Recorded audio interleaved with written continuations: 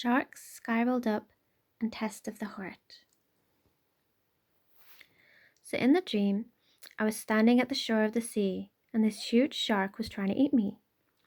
But then this other shark that was so much more bigger than this shark, a bit like the Magdalene shark people talk about, way bigger than any whale or shark on earth. That's how big this shark was, and it gobbled up this smaller shark whole. The biggest shark didn't seem to mind at me. I'm not even sure whether the shark see me at all or not. Then I was in another scene, and just outside the door were a few men with guns, and this man was giving us two choices. Either we die by guns or by sharks. And the person near me chose the sharks. After the men were gone, I said, "Why not choose the guns?" The person replied, "Because with sharks we can defeat them easier than with the guns." Then the place began to flood over and water poured in. It's time. So we gathered ourselves and got ready for the sharks. Then this one shark was after me and a few others, so we found rooms we could hide in. We went into the first and locked the door, barricading it, and did the same with the next doors, but the shark broke through, and then I found a chewy toy and put it in the shark's mouth to stop him from attacking the others. And then the shark spoke and told me, "It's going to take more than that to get rid of me. I need meat." Then afterwards, the shark grew small, so I wrapped it in a towel as it was a baby shark. Then I told him I was going to send it into the ocean. Moments later, I was in an apartment, and I was moving from one room to another. Then after that, I was going into another apartment, and I saw that a bed wasn't made. I thought I might as well make life easier and help out. So I began to make it. Began by putting the sheet on it, seam checked, and then I put the quilt over that. There seemed to be stars on this quilt, with a black sky, just blackness and stars, and the guy near me said, "You just can't help yourself. You need to clean." The next scene, I was in a car, and we all seemed cramped in this car, and were going through what looked like a forest. Then we came to a stop, and a guy came and spoke to the leader of the car, the guy driving the car. The guy who was outside saw the man who was next to me, at my right, and he took off his sunglasses. And the guy outside suddenly decided to give us the best suite, the best cabin in the forest. Then we drove on. Moments later, we were in the forest checking it out, and I was looking at all the adventurous things I could do, the trail roads and the trees I could climb, the bike riding. Then suddenly, there was a table, and there were others amongst this table. This one man, he had a beard. He was looking at my every move. Then there was a sheet of papers in front of me. I looked at them. And then I was looking at the people rolling off hills on their mountain bikes. And I really wanted to join them and do that too. But when I tried to go do it, the man that happened to be sitting right next to me at the table stood up and held me and said, "No, let's finish this first. Then you can go and do all those things." So I looked down and began to start and answered all the questions on the first page. The man was leaning over my shoulder, watching everything I was writing, but I didn't seem to mind him doing that. Then I got up, anxious to go join the people. But again he said, "No, you must finish your test first." I was anxious, and I did not want to finish my test. I wanted to go play. "Yes," he said, "you can go play once you have finished your test." He said this with the same temperament as the last times. He was stern, but gentle. "The sooner you finish, the sooner you can go." And I was agitated, so I finished the other 2 pages. He reminded me, "Last one." Then once I finished, I was excited, and so I began to leave. But he said,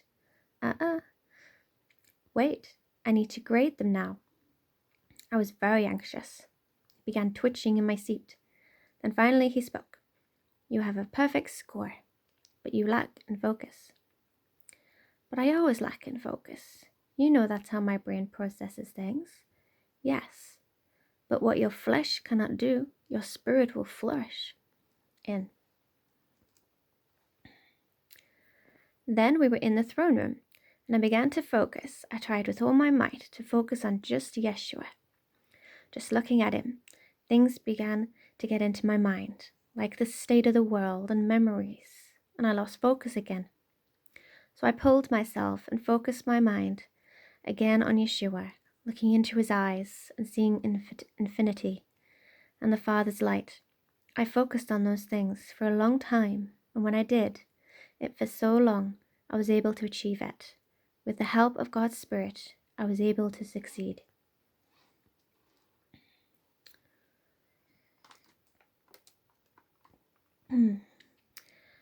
Interpretations. The smallest shark that was swallowed up whole was the little evil that has been around the earth. But the biggest shark is indication of a greater evil coming, increased darkness and evil. The sharks that were attacking me and my group were smaller evils. It didn't take much to overcome them. When the shark turned into a baby shark, that was symbolic of casting out demons and sending them away with authority that God gave us. Me taking the baby shark away symbolized defeating evil by the name and power of the blood of Messiah. When I was going through room from room, I was sweeping those rooms, ridding of any evil, cleansing them in the blood of the Messiah. A reminder for all to keep cleansing your hearts and removing all doors of wickedness in his name. Even a single prideful thought opens doors to wickedness. Remember that.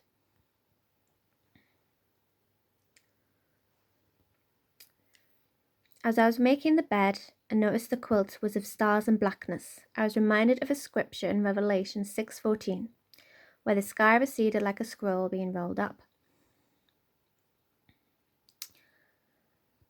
Then, as we were in the car, we were traveling to the wilderness, a place of training.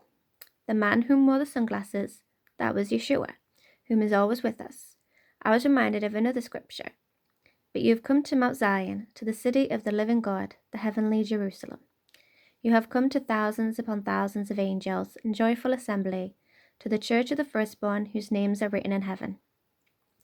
You have come to God, the judge of all, to the spirits of the righteous made perfect, to Jesus, the mediator of a new covenant, and to the sprinkled blood that speaks a better word than the blood of Abel. Hebrews 12:22-24.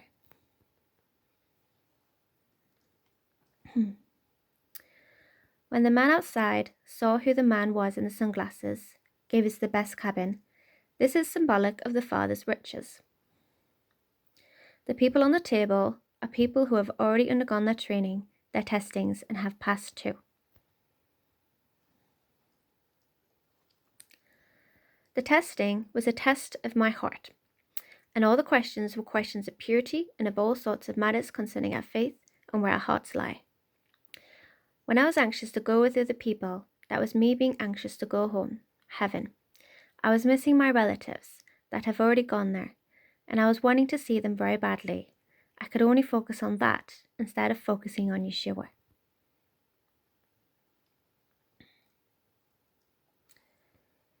We need to focus on our tests, on Yeshua, and on our purification for the Lord, so we are made perfect in the sight of the Father.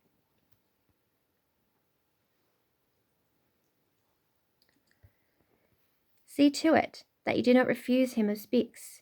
If they do not escape when they refused him who warned them on earth, how much less will we, if we turn away from him who warns us from heaven? At that time his voice shook the earth, but now he has promised once more, I will shake not only the earth, but also the heavens. The words once more indicate the removing of what can be shaken, that is, created things, so that what cannot be shaken may remain. Therefore, since we are receiving a kingdom that cannot be shaken, let us be thankful and so worship God acceptably with reverence and awe, for our God is a consuming fire. Hebrews 12:25-29. Must be more than this. Oh, breath of God, come breathe within.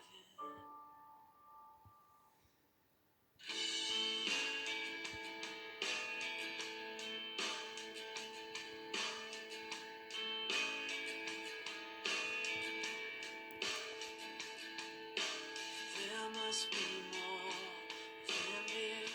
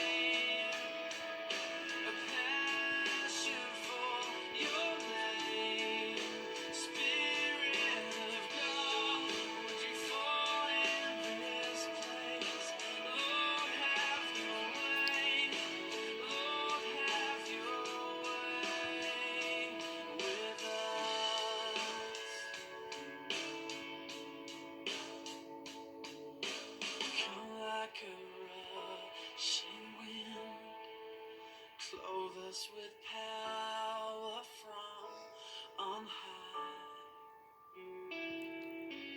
Now set the captives free. Leave us abandoned to your presence.